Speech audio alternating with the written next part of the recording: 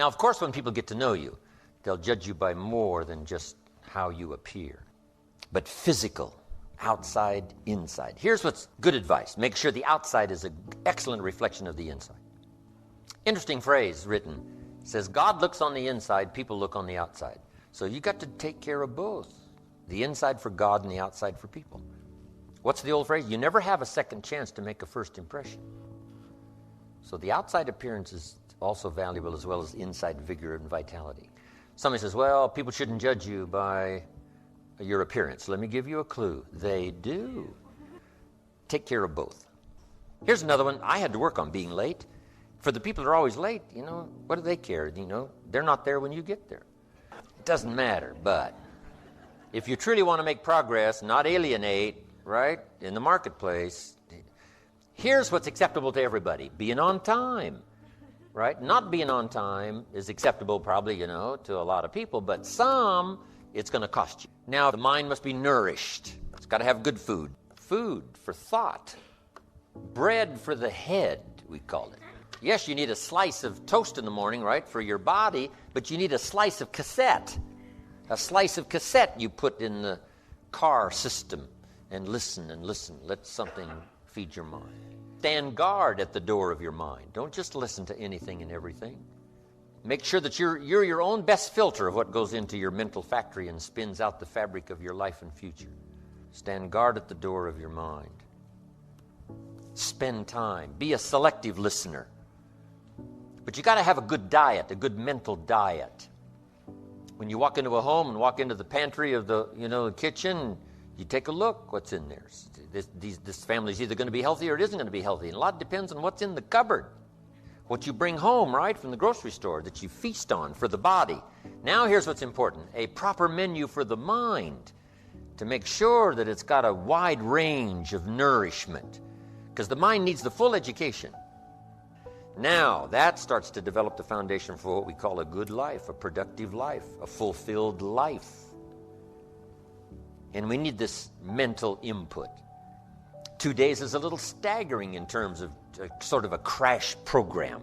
And you couldn't do it every week, a couple of days every week. It would be too much. But a couple of days to just really concentrate for a while. Hopefully I send you away from here tomorrow a little mind-weary. Right? Of taking all these notes and trying to get it all and trying to think about it while you take notes. I know it's an intense session of a couple of days, but I'm telling you, it's going to be so valuable for me to express it and for you to get it. Because then you just load up your wagon full of stuff here. Mental wagon to take it home and sort it out and decide what's valuable to try today. Some that you're going to think about a little bit later, but now at least you've got it. You've got it. You've got it. So that you'll have mental food to feast on long after the lights are out and we've left the premises. So, feed the mind, debate, exercise, a continual diet. You can't go too long in between the classes and the schools and the seminars and the sermons and where things are being taught of value. Here's what else is important. You got to go to everything you can afford. Have a good plan, weekly plan, monthly plan to go to a variety of things. Go to a variety of things. Go to a variety of things. And don't miss. Don't miss the chance. Even if you're involved in a certain company and they say, we're going to have a training class. And you say, I've been to one of those. I'm asked, you got to go again and you got to go again. You can't get it all the first time. Here's what the early Christians were taught. Don't neglect the assembly. Why? We got a brand new idea. One is it's being challenged. We need the strength of each other and the exchange of ideas to make this thing grow. And 2,000 years later, it's a very vigorous movement. But they were taught when it started, don't neglect to get, every time they call a meeting, make sure you're there every time they call a meeting. And whatever industry you're in, whatever company you're in, when they call a meeting, make sure you're there.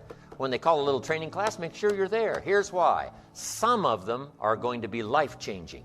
And you don't know which experience is going to be life-changing. You can't pick the one. You just got to go, go, go, go. One is life-changing.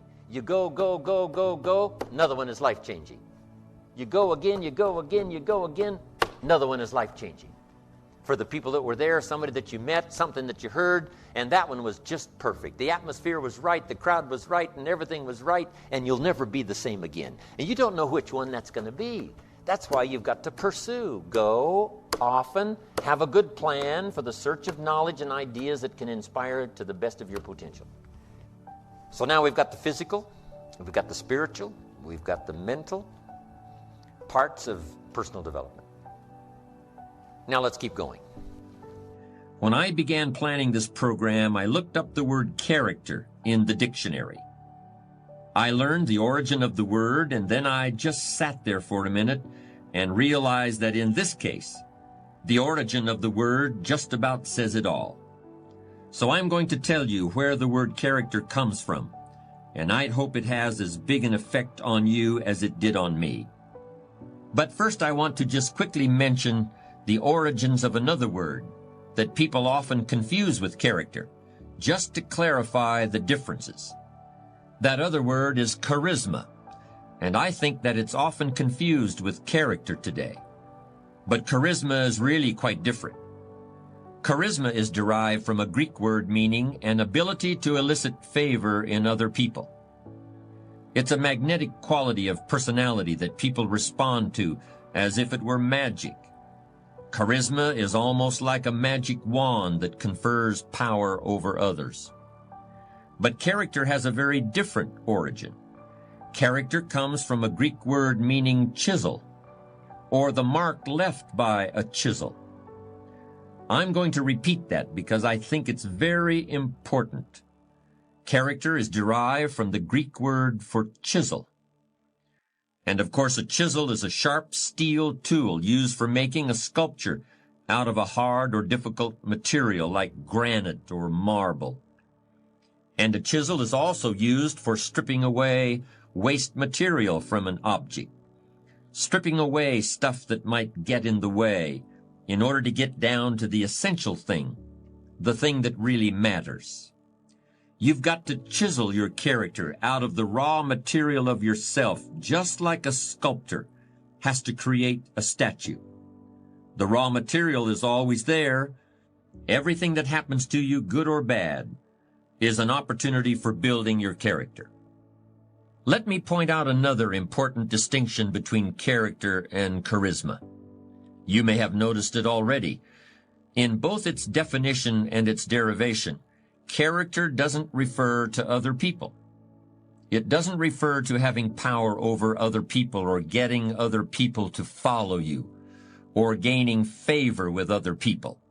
Character is something that you have and that you are. You could be marooned on a desert island, and your character would still be important. In fact, it would likely be very important in that situation. But charisma wouldn't do you any good at all. Charisma requires the presence of others, while character is all about you. Character is the person you are after you've chiseled and have gotten past all the unnecessary material to what's underneath. But since we're usually surrounded by other people, let me be a little more specific about how the differences between a charismatic person and a person with character can play out in the real world, particularly in leadership situations. Here are 4 sets of circumstances that can easily occur. First, a really charismatic person can make people believe there's pie in the sky, or that the sky is going to fall tomorrow, one just as easily as the other. By creating these expectations, charismatic individuals can indeed energize and inspire others, or terrify and demotivate them, until the overblown scenarios are proven false and the charisma runs out. But a person of character doesn't need to be anyone's Pied Piper and isn't comfortable in that role. Instead, he or she looks within for the true source of inspiration and energy. Second, a charismatic person can inspire devoted or even fanatical loyalty. But this can all too easily turn into an unconscious sense of dependency, and that can make matters difficult when the leader is no longer available. Like a charismatic coach, effective during the glory years, but when he leaves the organization, there is a sense of abandonment, and the team may never achieve anything like its prior success. Powerful personalities often resist delegating authority, but it's an attitude of character for a leader to refrain from making himself or herself the indispensable heart and soul of an organization. Here's a third difference between character and charisma that's particularly important in a leadership situation. Charismatic people have to keep pulling rabbits out of the hat. The magic of their presence has got to keep expressing itself, or people might start wondering where it went. Worse yet, they might start getting bored. There were plenty of charismatic individuals around, such as Churchill, Montgomery, de Gaulle, and Patton. What was needed was somebody with toughness, stamina, and ability to manage people. Just before the Normandy invasion in 1944, Eisenhower met with a group of officers who would be going into battle. He stretched out a piece of string on a table and pulled it a few inches with his finger. "An army is like this piece of string," he said. "If you try to push it from behind, it just tangles and doubles back on itself. Soldiers have to be led from the front, not pushed from behind." Eisenhower may not have been colorful, but he could definitely get his point across in a way anyone could understand. He had character in the true sense. One of the biggest pitfalls for a charismatic leader comes straight from his or her ability to inspire love and devotion. And this is the last point I want to make. In order to bask in the warm glow of a leader's approval, people may become reluctant to voice disagreements. There are people who become isolated because subordinates are afraid of them. But the same isolation can occur as a result of misplaced affection. People of character are usually well loved by everyone around them, but they make it clear that their own first love is for the truth, even if it hurts. Because character is what's left after charisma is gone. I'd like to elaborate a bit on a comparison I made earlier about how creating your character is like an artist creating a sculpture. The essential point is this: I don't think character is something that just happens by itself, any more than a chisel can create a work of art without the hand of an artist guiding it. In both instances, a conscious decision has been made. A conscious process of design is at work. Character is the result of hundreds and hundreds of choices you may make that gradually turn who you are at any given moment into who you want to be. If that decision-making process is not present, you'll still be somebody, you'll still be alive, but may have a personality rather than a character. And to me, that's something very different.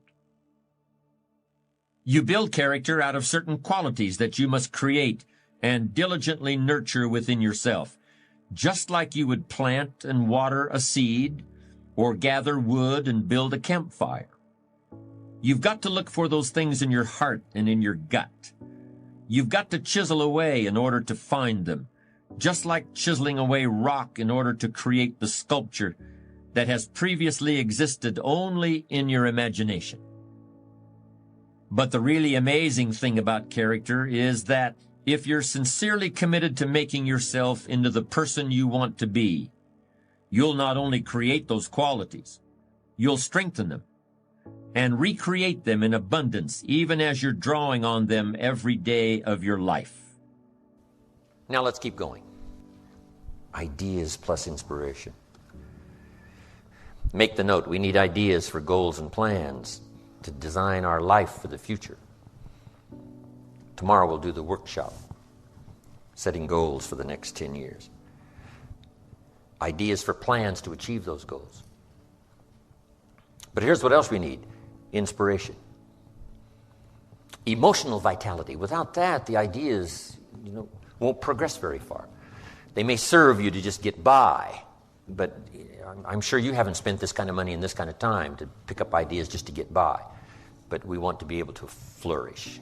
However, that is a human being's two major objectives: And you might make these notes. One is to survive. First, we must learn to survive. Second, then, we learn to succeed, which is beyond survival. But most people settle in just in sort of the survival mode, enough to get by. They've got all these resources to tap, and they don't tap them because, they're getting by. Their kids aren't starving. They got a roof over their head and some clothes to wear and food to eat. But to go way beyond that, to flourish, not just to survive, but to flourish. I'm sure that's what all of us are here these 2 days for, to find more ideas on how to do that. Now, the idea part is fairly basic and upfront, right? We're going to talk about time management ideas. We're going to talk about leadership ideas. We're going to talk about good health ideas. We're going to talk about all kinds of ideas. And they're fairly easy to put forward. Here's what's a little more tricky, inspiration. Who knows why one's inspired and one is not inspired? Here's what I call it. It's a good thing to remember for the rest of your life. It's called the mysteries of the mind. And you'll be confronted with that forever, the mysteries. Here's what we have to do with most mysteries. Leave them mysteries. And learn to be curious instead of dismayed. Say, why is it this way? Say, I don't know. You get your own planet, you could rearrange it some other way. But on this planet, we seem to be guests. So you figure out how this one works, whoever set it up, right? We follow how it's been set up. Then if you get a chance for a planet, then you can rearrange the whole deal and say, well, I'm not going to do that. I'm going to do this. I'm going to do this. So if you ever get that chance, you can do that. But hey, on this one, it was prearranged before we dropped in here. But on the spinning planet headed somewhere, right, what is the deal? And part of it is a mystery. One of the mysteries. Where did we come from? Where are we going? Some of those are a bit unfathomable. We try our best to understand. One writer said what? We see through the dark glass. We think we've just about got it figured out, but it's a little hazy. It's a little dark. We can't see it quite as clear. But all of our lifetime, we keep searching for ways to see it better, see it better. Someday, hopefully, it'll all be clear. But some things are mysteries. I do a seminar like this. Someone walks out and says, I'm going to change my life. Someone else walks out and says, oh, I've heard all this stuff before. Why two different reactions to the same seminar? Just make the note. It's a mystery. And I haven't tried to solve that. You say, well, I'm going to make everybody walk out and say, I'm going to change my life. See, no, you can't do that. It's going to be however it's going to be. And the key is to be curious and not dismayed. Let the mysteries be mysteries. Interesting story says the day the Christian church was started, a magnificent sermon was preached. And if you read the account of the sermon that was preached the first day the Christian church was started, it was a magnificent sermon. And it was a magnificent occasion. It said there was a multitude that heard this sermon, meaning what? A lot of people heard it. But there was an incredible variety of reaction to the people that heard the sermon. It said some that heard the sermon were perplexed. And I thought, wow, this looked like a pretty straightforward sermon to me. Why would anyone be perplexed? And here's the simple answer. They are the perplexed. I mean, if you try to figure that out, you go crazy. And here's what I learned to do. Leave the perplexed. You can't straighten this out. It said some that heard this great sermon laughed at the speaker and mocked, laughed and made fun of him. I'd say, well, hey, this guy looked pretty sincere to me. Why would anyone laugh and mock? And it's a simple answer. They are the laughers and the mockers. And there's nothing you can do about that. You can't straighten it out and you can't turn it around. You just have to let be whatever is and let it be rather mysterious, but learn to be curious and not dismayed. Then it said some that heard this sermon didn't know what was going on. And they're easy to spot. They're usually saying, what's going on, right? They don't know what's going on. Somebody says, well, they should know. Well, your shoulds and shouldn'ts ain't going to affect it. It's like saying the sun should come up in the west. No, you got to leave this stuff alone. Just let the mysteries be mysteries and let what happens. Let that all be. So some were perplexed, some mocked and laughed, some didn't know what was going on. But here's the rest of the story. It said some that heard the sermon believed. And that's who the speaker was looking for, the believers mixed in this whole mysterious array of human reaction to the same presentation. And you've just got to let this whole mixture of reaction be a mixture of reaction. And you can't be dismayed by it. Otherwise, the only cure for it is to get your own planet. Otherwise, there is no cure. Because I used to try to straighten all this stuff out. In the beginning, I used to say, I'll make them successful if it kills me. I almost died. You can't do that. It said some believed. And that's who the speaker was looking for, the believers out of this massive audience of a multitude. Now, here's what was interesting. It said the number that believed was about 3,000. So it was a pretty good first day. So make the note. You can have a good day in spite of the mystery. In spite of the mystery of reaction, in spite of who's who, in spite of what happens, in spite of the full variety of human reaction and human behavior, in spite of the whole mix in each community, in each place, in each school, wherever, in spite of this whole mysterious mix of how things are and how humans react and how they behave, here's what you can have: a good day. 3,000 the first day. Wouldn't you call that a good day? 3,000. I've had some pretty good days, but not 3,000. Amazing. So, let the mysteries be mysteries. But inspiration, hopefully I've caught you at the right time where you'll be inspired to listen, inspired to take notes, and then inspired to give it a try. And this is all I ask after the seminar's finished. Just try some of this stuff. Some of the ideas I'm going to share with you the next 2 days. Just give it a try. You never know till you try, Papa said. See if it'll work for you. And then here's what's next. Refine it all as you go. First you learn, then you try, then you refine, then you evaluate, then you pass it on. But here's the key, is to turn response into results. I appreciate applause, but applause is not the deal. For me, here's what's valuable, is to have this stuff work in someone's life. To have it make a difference in someone's income, have it make a difference in someone's financial future, have it make a difference in someone's health, measurable difference in someone's future and health. That's my game. And if I can give you something that'll help make a measurable difference as time passes, see, that's what's it for me. Key phrase, results, is the name of the game. I do another seminar called The 5 Major Pieces. It's also the title of a book, but here's those pieces. 1 is philosophy. We're affected by what we know. Next is attitude. We're affected by how we feel. 3rd is activity, or disciplines, or work. Labor, it's called. We're affected by what we do. And number 4 is results. Learn to measure and count to see how you're doing. Making progress is the name of the game. And here's how I describe it. Measurable progress in reasonable time. That's what we ask of our kids. That's what we ask of everybody. Make measurable progress in reasonable time. But results is the name of the game. We don't study philosophy just for philosophy, or attitude just for attitude, or discipline just for discipline. These things by themselves serve no purpose. But these 3 items invested in labor, in the work, produces results.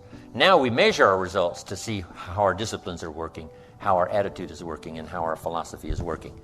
And if the results aren't to your liking, there's only 3 places to check: discipline, attitude, philosophy, personal philosophy. It's a pretty simple process. Some people check interest rates. Well, but, that's not where the real problem probably is. Check what you know. You may need more knowledge. Check how you feel. You may need to adjust your attitude. And check your disciplines, and you may need to add a couple to the ones you're already engaged in. And that'll start immediately to changing the results that you can measure, that you can count. And you might add one more word here: weigh. Okay, weigh and count and measure. Because the game is productivity, progress and productivity. Then something we're going to talk about, which was number 5, which is lifestyle. Because here's the ultimate expression of life, and that's to live a good life. Living well is the ultimate expression, not philosophy, not attitude, but living well. Hopefully I'll give you some guidelines that have come my way, translating response to results. Now, just finishing up, make these notes. To get the most out of the 2 days, here's number one. Everybody would agree on number one. Be thankful for what you already have. Here's the next one. Be eager to learn. I know all of you already know a lot, but be eager to learn the rest. I've learned a lot in my years, but I'm eager to learn the rest. Now I'm trying to capsulize my learning. I'm trying to accelerate my learning, right? Because I don't have a couple hundred years left. So I've got to accelerate my learning curve, especially in the next 4, 5, 6, 8, 10 years. And I'm asking you to do the same. An accelerated learning curve to maximize the time. To learn as much now in 1 year as you used to learn over 5 years. Just accelerate the curve. Eager to learn. No matter how much you know, you can always learn a bit more. Improve your life, sometimes to a startling degree. Some of the great fortunes of the world were made, what? After someone turned 50, 60. Because now they've got all this experience. Now when an idea comes, they invest 50 years. They invest 60 years in this idea, and it explodes into fortune. So as maturity comes along, what a great time now to come up with good ideas, because now you can maximize their possibilities because of your maturity and what you already know. So be eager to grasp that next idea, because it could explode your health, explode your life. It could start a whole new realm of future for you at dimensions you never even thought of, the next idea, the next couple of ideas. So be eager to learn no matter how rich you are, how healthy you are, where you are.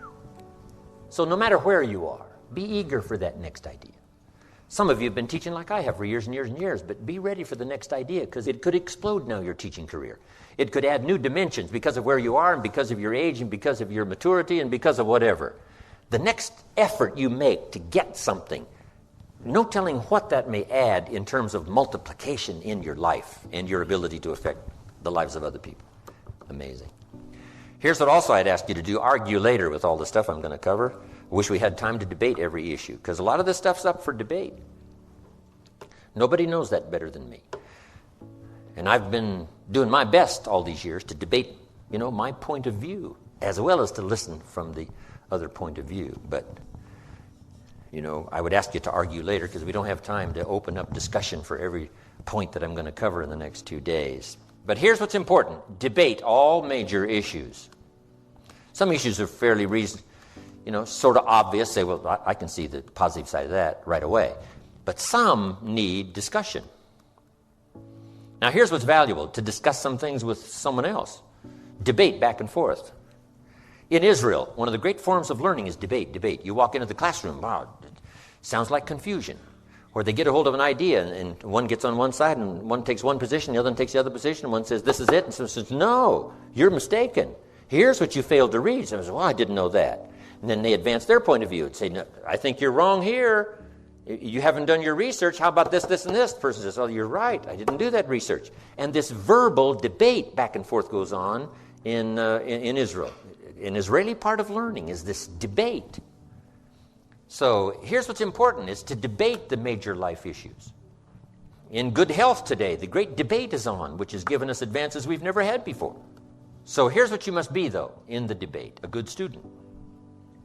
Open to learning, defending and learning. That's what's important, not just to defend, but to defend and learn. Defend your point of view until it's sort of obvious that you've got to give some ground here because you haven't done your research. But this debating is important. We have to debate the health issues. One health book says, do this, you'll live forever. The second health book says, if you do that, you'll die young. So here's what we should do. Make the note, right? Be a student, not a follower. This is important advice. Not to be followers, but to be students. Be no one's disciple except the Lord's. You wind up in Waco, Texas. Be no one's disciple. But be a student. Someone says, well, these two books now have opposing views about health.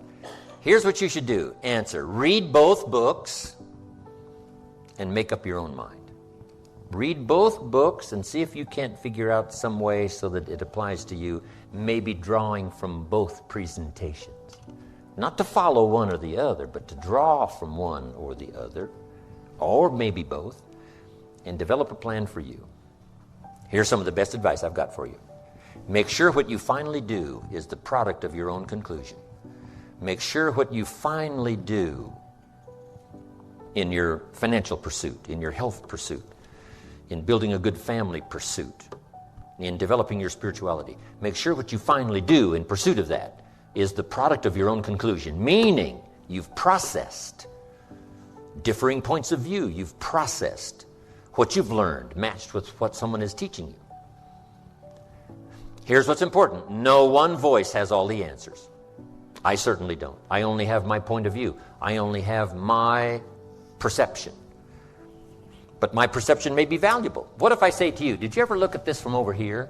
And you say no. So you walk over here where I am and you take a look and you say, wow, I never saw it from over here before.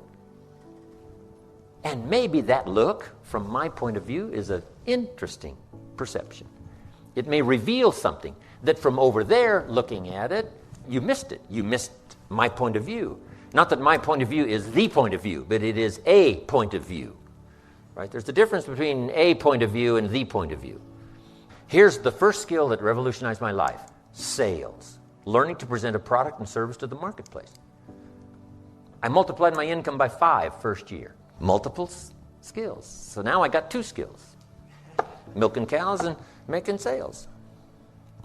But the skill revolutionized my life. I had never seen that perspective before of how I could so dynamically affect my income by learning this extra skill.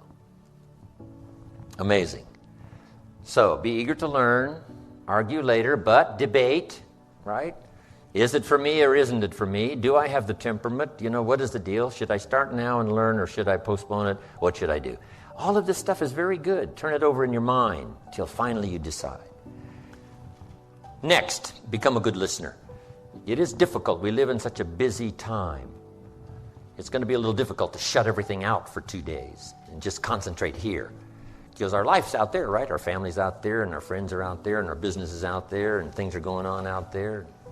Things are happening out there, right? And sometimes out there, we get sort of distracted thinking a lot about what's out there. But if you can, to the best of your ability, zero in here, give you the best of your attention that you possibly can. Let me just at least start our first subject for today. It's called enlightened self-interest. Part of human nature is self-protection. Part of human nature is self-survival, self-development so that we can defend ourselves and explore the possibilities in ourselves. Self-interest. Now, here's the big question. Is that okay, self-interest? And here's my best answer. If it's enlightened. If it's enlightened. Otherwise, it turns to selfishness. And here's the unique thing about selfishness. It is not in your best self-interest. We must learn that early. When a little child, grabs something away from another child and is selfish, doesn't want to share it. Say, no, that is not in your best interest. And at first, it doesn't seem like it. At first, it seems like, no, what's in my best interest is what's mine is mine and what's yours is mine, and this whole sort of selfish idea. But this is part of becoming a civilized society, is learning that truly, in the long run, your best interest is served by not being selfish. But here's what we cannot do: deny our own self-interest. But if our self-interest becomes educated, it can be uniquely served so that everyone benefits and no one loses. How could it be possible to work in your own self-interest and still no one else lose? It's very interesting. Let me give you the first idea. The question was asked once, way back. What does it take to be great? What is the key to greatness? And that's a good question for everybody to make a note of. What is the key to greatness? The full development of our potential, because that's really 2 parts to life, is the full development of our potential and the wise use of all of our resources. You can't describe life, human life, any better than that. The full development of all of our potential and the wise use of all of our resources. That's worth a few books. Just those 2 sentences is worth several books. Full development of all of our potential and the wise use of all of our resources. But in the development of our potential, the question was asked, how can we be great? Or should we even seek for greatness? Now, the answer was given how to be great. So it must have been okay. And let me break it down for you. The key to greatness, how to act in your own self-interest, but still not diminish the interest of anyone else. And it's a very simple answer. Now, greatness could be defined in many ways. Great wealth, great power, great influence, great self-esteem, great self-respect. There's many kinds of greatness. But how could we achieve all of that greatness in some measure or ongoing measure? How could we achieve that? Here was the simple answer. It said this: find a way to serve the many. Find a way to serve the many. It is the greatest key to self-interest. Now, at first, it doesn't seem like it, but that's what education is all about, is to take what at first seems to be the best and then find out later, no, that's right, that's not the best. In teaching financial independence to kids, guess what we teach? Someone say, well, what's best now is to spend your money. Say, no, that's what seems to be best. That's what seems to be best. But if you give it a little thought now and attend a couple of classes, guess what you'll learn? That isn't the best. What I first thought was the best turned out, when I was more educated, that wasn't the best. So here's what we teach kids. The best is discipline of your resources. So here's what we teach kids. Do what you have to as quick as you can so you can do what you want to as long as you can. Do what you have to. Save your money. Invest your money. Do what you have to. Conserve your resources. Exercise the discipline now, because then that later leads to many years of self-satisfaction. So that's what education is all about, to turn around what seems to be our best interest and say, no, now I understand that isn't what's best. You got a toothache.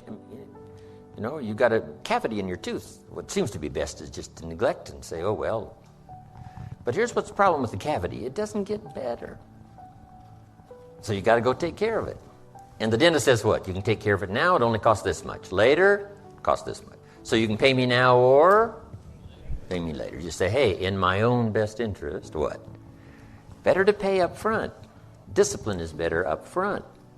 Now, so that we can enjoy those later years, to have plenty. So here's what it says. If you wish to be great in all kinds of greatness, have trophies to put on the mantle above the fireplace. If you wish all that kind of greatness, recognition and respect and all of it, here's the key. Find a way to serve. So we might shorten it to read like this: service to many leads to greatness.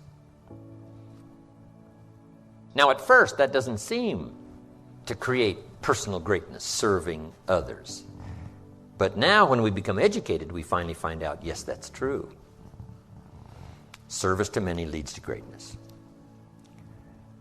Key phrase: if you wish to be ruler over many.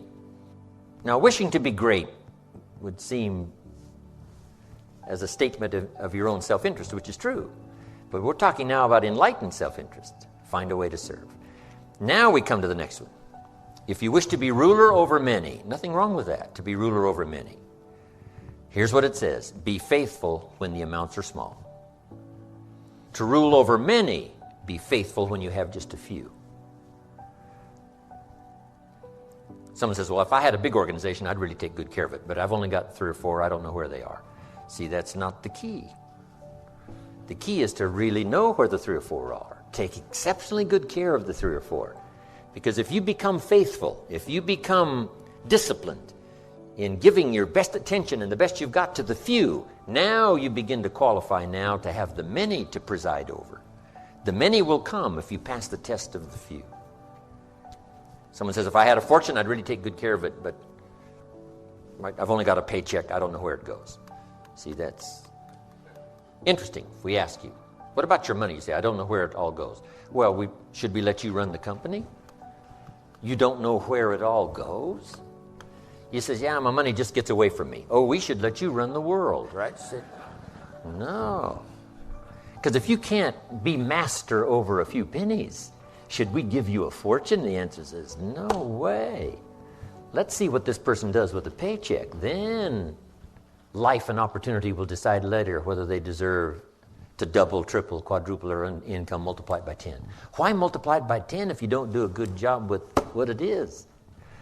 So the key to greatness in your own self-interest is find a way to serve, and number 2, be faithful when the amounts are small. Now here's what's exciting. Learning to give is in your own best interest. It doesn't seem like giving something is in your own best interest. But here's what it says. If you wish to receive, and if you wish to receive, we would call that wishing for your own self-interest, wishing to receive. But here's how you receive in your own best interest, and that is to give. If you give, you will receive. And you cannot understand that unless you're educated. From the very earliest moments of being a child, you can't understand that unless you're educated. In fact, here's what it says. It's better to give than to receive. Now, see, at first, that doesn't seem right. At first, but here's what you can get at first. Faked out until you become educated. At first, it seems like it's better to receive than it is to give. And you say, no, you must be educated to understand. It's better to give than it is to receive. Now, here's why. Giving starts the receiving process.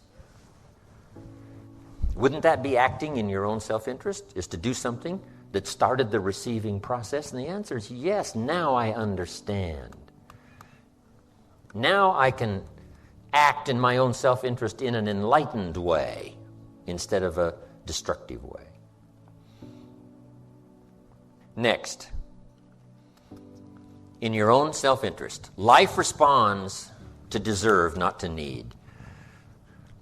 These are some of the most important notes of the 2 days. If you understand this, the rest is probably simple. Life responds to deserve, not to need. Life was not designed to give us what we need. Life was designed to give us what we deserve. Now, not in a moral sense now. This is just in a basic sense. There are certain moral challenges as well, spiritual and moral. But here's what the great law says. It does not say, if you need, you will reap. That's not what it says. Someone says, well, I really need to reap. Then you must learn the basic law. And without education, see, you'll be left behind. Here's what it says. In order to reap, you must plant. Guess who deserves to reap? Those who plant. So, could I deserve something unique and valuable? Yes, if you understand the law, if you understand how it works in your own self-interest. We must plant, we must give to the soil, we must turn it loose, we must let it do its work, we must have patience, take care of it. Now we deserve the reaping. If you need, you must plant. Next, if you need to find, in your own self-interest, if you need to find, here's what it says, you must search to find. Finding is reserved for those that search. They're the ones that deserve it. Somebody who says, well, this person really needs to find a good idea, then they must go searching. You must go to the library. You must go to the seminars. You must go to the sermon. You must go to and listen to the lyrics of the song. You must go to where education is being taught. You must go to where good ideas are being shared. Go to, go to. Rarely does a good idea interrupt you. Rarely. Good ideas are like mining for gold. You've got to develop the mental machinery to go look, go sifting, go searching, go looking. And if you search, what? You will find. The promise is there for everyone in their own self-interest. You'll find all you need to find. If you search for it, you'll find everything you need for your health, everything you need for a flourishing lifestyle, everything you need for a good marriage, everything you need to strengthen your friendship, everything you need for economics. You will find if you'll do like you did today. Spend a couple of days searching, taking a look, seeing if someone has some good ideas to share. All things are conditional. God says, I'm an amateur on God, but God says, if you'll move toward me, I will move toward you. It's always conditional. Which could also be translated, God says, you don't move, I don't move. You say, well, that's arbitrary. Well, when you're God, you can set it up that way. Remember, your planet, you can rearrange all this. Change it all. But on this one, here's what's interesting. What you move toward tends to move toward you. If you move toward education, education starts to seek you out. This is one of the unique positive mysteries. Whatever you move toward moves toward you. If you move toward progress, progress seems to want to now embrace you, move toward you. All life seems to wish to reward its benefactor. If you become the benefactor, you'll receive these incredible rewards. If you're the benefactor to the garden, the flowers seem to bloom and say, look at me, look how bright and beautiful I am because you took care of me. I wish to reward you by being beautiful, lovely, spectacular. Your own children, if you become their benefactor, they want to reward you with their progress. I taught my daughters how to swim, right? My daughters would say, and to dive. And my daughters would say, Daddy, watch. Look, watch. Look what you've created here. I mean, you've spent the time with me and, when it didn't go well, now look at me. This is the payoff. Watch me dive. I was their benefactor. Now all life wishes to respond to the benefactor. Those who give their time, give their effort, give their patience, give their ideas, the benefit of their experience. Now, whatever has benefited from that wishes to respond. The crop wishes to grow. The child wishes to show you how much progress they've made. That is so exciting. Okay. Here's the last part on this. In your own self-interest, it's better to pay. Right? It's better to pay than to get it for free. Someone says, I wish I could get it for free. Not really, because for free doesn't make anything of you. Here's a good phrase to remember. I wish to pay fair price for everything, for what it makes of me to pay. For the development I must achieve, to be able to pay, that's more valuable than to pay and to receive. Promise is on the other side of price. Should we give you the promise without the price? And the answer is no. That would violate the whole deal. Helping kids to change their vocabulary. A child says, I need $10. Said, that doesn't unlock the vault here. What unlocks the vault? How could I earn $10? Now, see, there's plenty of money here. You just got to use the right language. And the vault comes open. There's the money. There's the door. If you use the right language, part of it is language. We're going to learn tomorrow about financial independence. Part of it's language. Here's what I teach kids, not to have a savings account. It's important not to have a savings account. Here's what's important, to have an investment account. You want an account that pays. I said, oh, I understand. An investment account, not a savings account. An account that pays you interest. So, the magic language around the house for the kids. How can I earn $5? Not I need $5, not give me $5. How could I earn $5? How could I earn $10? Now here's what's important. Even more important than the $10 that achieves the objective is the development, the personal development that comes from being able to pay. Being able to pay is more valuable than receiving. Getting something is never enough. Paying for it, earning it, is the real value. I got 4 parts to the day that turns your life around, and then we're finished for the day. Number 1, disgust. Disgust is a negative emotion, but it can have a very positive, powerful effect. Disgust says, I've had it. What an important day that could be. I met a beautiful, powerful, accomplished executive lady in New York. The company invited me to come in. This lady was the vice president, extraordinary lady. I got to know her, and I found out her story. I said, how did you get here? Big income. And she never went to college, never went to university. I said, how did you get here? Executive, powerful, income. She said, well, let me tell you part of the scenario. She said, when I was a young mother a few years ago, she said, one day I asked my husband for $10.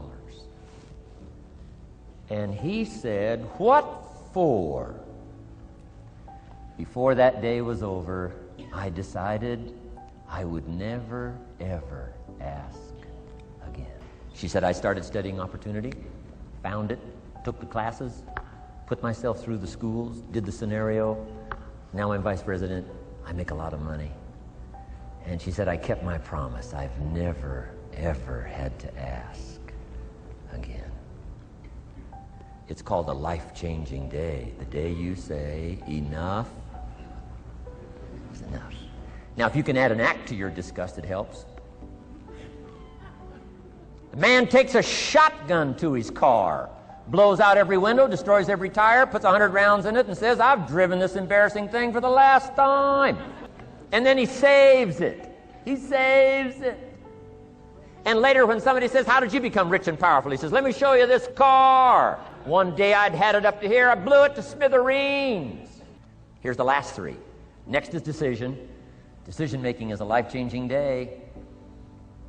If you went home today and in the next few days cleaned up a list of decisions, it could furnish enough inspiration for the next 5 years, 10 years.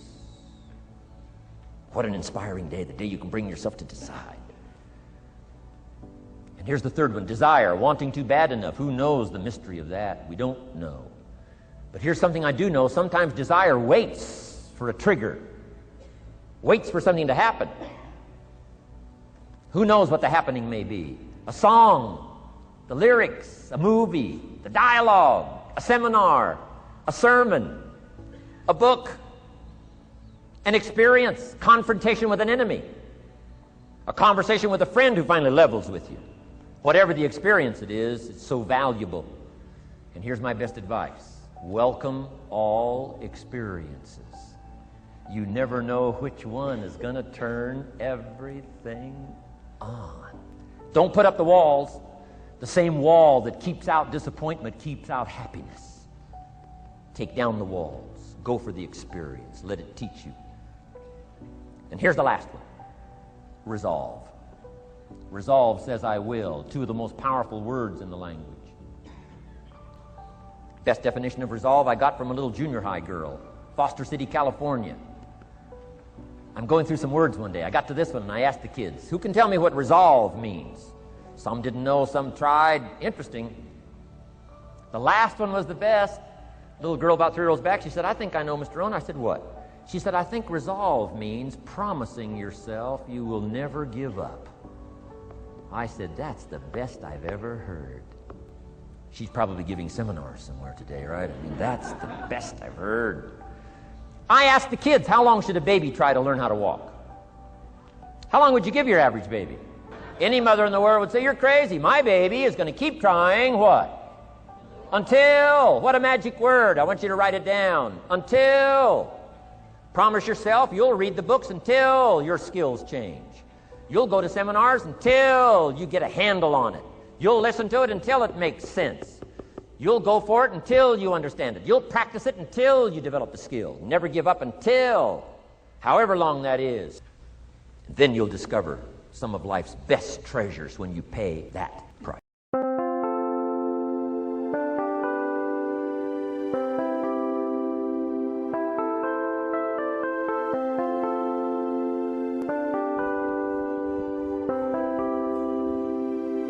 Chẳng được quên khi cơn mưa đêm lại về. Em đã quên lời thề và ta như đông chìm sâu. Không còn mới em anh nhận màu. Em chỉ cần mơ đâu em bay. Chỉ còn là những cơn mưa vô giá. Cho bên mơ em không mơ hay nhẹ. Anh một đêm mơ. Chỉ cần bên em không được cơn nhớ. Và chỉ có em không muốn nhớ. Và người ta bên nhau nhưng đã tớ. Muốn nhớ về say em chỉ có mấy em ở đây. Và anh như muốn chết đi nhưng không muốn em mơ mày. Tình yêu làm cho ta đau đầu. Không em như làm hâm mộ. Anh như đeo mong cầu. Và mưa bên em ngô sầu. Chắc cả mắt mai em mơ. Chỉ có bên em nhưng đừng khó mơ. Em ở nơi xa em muốn bên ai. Anh không mong gì hơn. Chỉ mong em sẽ ở đây ôm anh thật gần. Anh chỉ mong đôi ta được có nhau. Mà đừng em đâu anh có em. Một đêm bên anh có em. Ta sẽ trao nhau môi hôn thật sâu. Ôm anh cứ nữa bằng gâu. Và em chỉ nằm đâu. Anh không muốn em ở đâu đâu. Một cơn gió thứ anh không mơ cầu. Mà gặp đôi anh mà bên giờ. Anh chỉ là my friend. Em quên đi bao lời hứa. Quên đi cả những ngày xưa. Anh như là một đứa. Em cứ một chưa. Mà đêm ở đêm. Anh như một đôi bờ kem. Không như là ba trên thêm. nhiều hơn như là kem. Yeah, chỉ cần là mưa thôi, em chỉ cần là mưa thôi, còn ai sẽ là nắng rồi. Em chỉ cần là mưa thôi, cho anh ngược êm trôi, cho anh được ôm em khi trời nắng và ôm em khi trời mưa. Và có anh có mặt trời, em như là cuộc đời, có được nhau là gặp thời, không cần mưa để mần lời. Anh muốn em mau về đây để cơn mưa ngừng trôi. Anh muốn em là cuộc đời trong mười vời. Bao có bao nhiêu sự trên đời, anh chỉ mong muốn có em bên người, muốn một đêm mơ mơ. Chỉ cần mơ say, em nên làm con tim bút sầu, đừng làm con tim để âu đầu. Yêu em chẳng em mà mong cầu, chỉ muốn có em ở trong đầu. Anh không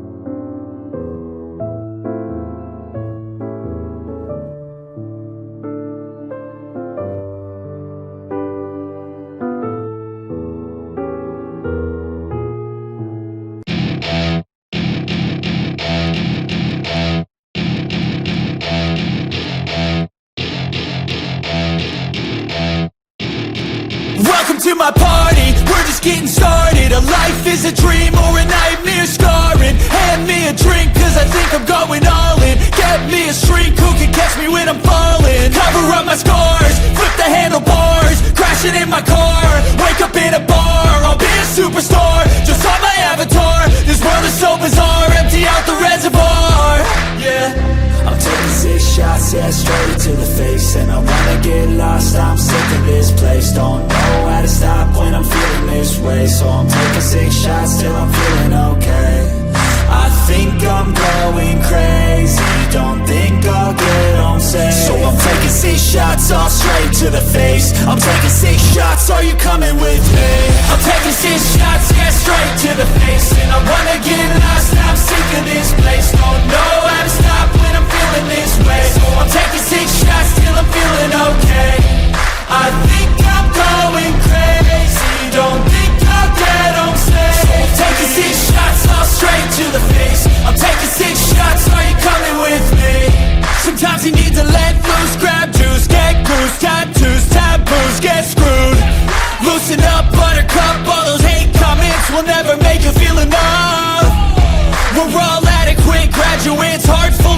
classes, but we know calculus. Damn, ain't that fabulous. Can't wait to apply all those mathematicus. But we can't get a job that pays us enough. I'm about